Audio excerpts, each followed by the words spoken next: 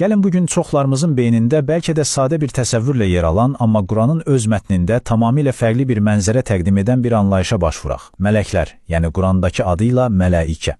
Və burada əsas sual budur. Bu söz bir varlığımı təsvir edir, yoxsa tamamilə fərqli bir şeyi, yəni bir halı? Gəlin bir anlıq dayanaq və düşünək. Mələk sözünü eşidəndə sizin ağlınıza ilk nə gəlir? Demək olar ki, əminəm, hamımızın zehnində az-çox eyni bir görüntü canlanır, elə deyilmi? Bəli, yəqin ki, məhz bu görüntü. Qanadlı, nurani bir varlıq. Amma ən maraqlısı bilirsiniz nədir? Mənbələrə görə bu populyar təsvir, bu hamımıza tanış olan şəkil birbaşa Quranın özündən qaynaqlanmır. Bu, daha çox sonradan formalaşan ənənələrin, rəvayətlərin məhsuludur. Gəlin bu məsələnin dərinliyinə gedək və cavabı mətnin özündə axtaraq. Yaxşı, amma bu dərinliyə getməzdən əvvəl gəlin özümüzə bir neçə qayda qoyaq, bir növ yol xəritəsi cızaq, çünki məqsədimiz kiminsə şəxsi fikrini təkrarlamaq deyil, birbaşa mətnin özünün nə dediyini anlamağa çalışmaqdır.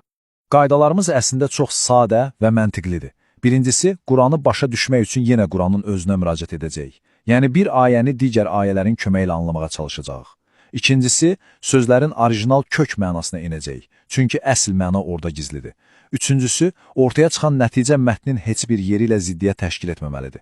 Və bəlkə də ən vacibi dördüncü qayda. Kənardan, yəni sonradan yaranan ənənələrdən, rivayətlərdən, folklordan heç bir element qatmırıq. Yalnız və yalnız mətnin özü. Oldu, qaydalarımız bəllidir. İndi gəlin bu çərçivədə dəlilləri toplamağa başlayaq. Quran mələkə haqqında danışanda daha çox onların necə göründüyünə mi, yoxsa nə iş gördüyünə mi fokuslanır? Bax, bu sual çox önəmlidir. Gəlin görək. Qurana baxanda görürük ki, mələikədən danışanda onların fiziki xüsusiyyətləri demək olar ki, heç təsvir edilmir. Bütün vurğu onların funksiyası üzərindədir. Nə edirlər? İlahi əmrləri yerinə getirirlər. Vəhyi, yəni mesajı çatdırırlar. Və ən əsası, bu mesajı çatdıranda ona nəyisə əlavə etmirlər. Ondan nəsə azaltmırlar. Yəni tam bir etibarlılıqla, qüsursuz şəkildə hərəkət edirlər. Baxın, bu ayə də məhz bu fikri mükəmməl şəkildə təsdiqləyir. Əsas mesaj nədir? Onlar əmrə qarşı çıxmırlar və nə əmr olunursa onu dəqiqliklə edirlər. Yəni, bütün məsələ qüsursuz, səhvsiz bir funksiyanın icrasıdır. Söhbət itaatsizliyin və səhvin mümkün olmamasından gedir. Yaxşı, funksiyanı, yəni onların nə etdiyini anladıq. Amma bəlkə də ən böyük ipucu elə sözün özündə, onun kökündə gizlidir.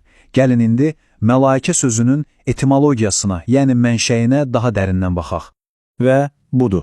Deyə bilərik ki, araşdırmamızın ən kritik nöqtəsi. Mələikə sözü ərəb dilində m-l-k kökündən yaranıb. Bu kökün mənalarına baxanda isə görürük ki, söhbət hakimiyyət, əmir, idarə etmə, səlahiyyət və bir hökmü icra etmə gücündən gedir. Fikir verin, bura çox önəmlidir. Kökün özü bioloji bir varlığa yox, birbaşa bir funksiyaya, bir gücə, bir səlahiyyətə işarə edir. Bütün düyün deyəsən elə buradadır. Yaxşı, bütün bu ipucularını birləşdirəndə ortaya çox maraqlı bir mənzərə çıxır. Beləliklə, topladığımız dəlillər bizi yeni bir nəzəriyyəyə gətirir. Bəs əgər mələikə bizim düşündüyümüz kimi qanadlı bir varlıq deyilsə, o zaman nədir? Gəlin burada iki fərqli baxışı yan-yana qoyaq. Solda hamımızın uşaqlıqdan bəri eşitdiyi, gördüyü ənənəvi, folklorik təsəvvür var, ayrı bir varlıq. Sağda isə sırf mətnə və sözün kökünə əsaslanan tamamilə yeni bir tərif görürük, Allahın əmrinin qüsursuz icra edilməsi. Yəni bir proses, bir hal. Deməli, bu baxışa görə əsas məsələ mesajı çatdıranın fiziki forması və ya biologiyası deyil. Əsas məsələ mesajın, yəni vəhyin heç bir dəyişikliyə, təhrifə uğramadan tam saflığı ilə çatdırılmasıdır. Və mələikə də məhz bu qüsursuz ötürmə prosesinin özünü, yəni bu halı ifadə edən bir termindir. Bilirsiniz, bu yeni anlayış xüsusilə bir məsələyə inanılmaz aydınlıq gətirir. Peyğəmbərin həm adi bir insan olması, həm də ilahi bir vəzifə daşıması arasındakı əlaqə. Bu baxış, ilk baxışdan ziddiyyətli görünən bir çox məqamı əslində çox sadə bir şəkildə həll edir. Baxın, bu cədvəl hər şeyi çox aydın şəkildə yerinə oturdur. Mətnə görə, Peyğəmbərin fərqli vəziyyətləri var. Bir var onun nəbi halı, yəni gündəlik həyatında səhv edə bilən, bizim kimi yaşayan insan halı. Sonra var rəsul halı. Bu, ona verilmiş vəhyi çatdırma missiyası, yəni vəzifəsidir. Və nəhayət, mələikə. Bu, məhz o vəhyi aldığı və ötürdüyü andakı qüsursuzluq halıdır.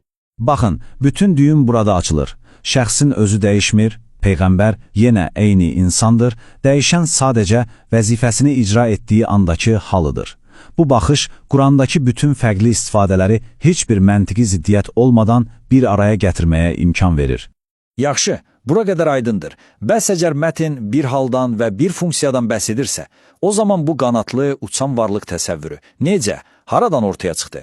Gəlin indi araşdırmanın son mərhələsinə keçək və bu mifologiyanın köklərini anlamağa çalışaq.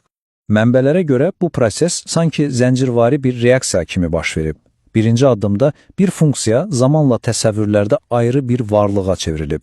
İkinci addımda mətndəki məcazi ifadələr, məsələn qanadlar kimi hərfi mənada başa düşülüb. Və son addımda isə insanlar artıq sözün kök mənasına deyil, sonradan yaranan bu təsvirlərə, hekayələrə fokuslanmağa başlayıblar.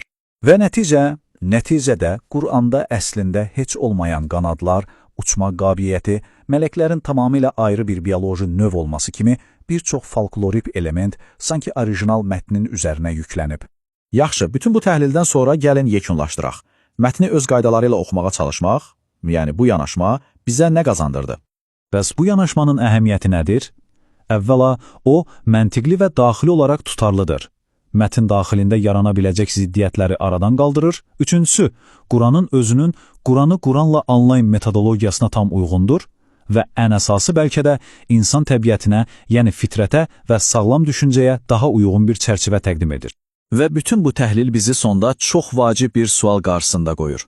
Əgər biz bu metodu, yəni mənbəni kənar təsirlərdən təmizləyərək, sırf öz qaydaları ilə oxumaq metodunu digər qədim anlayışlara da tətbiq etsək, görəsən zehnimizdəki daha hansı şəkillər dəyişər?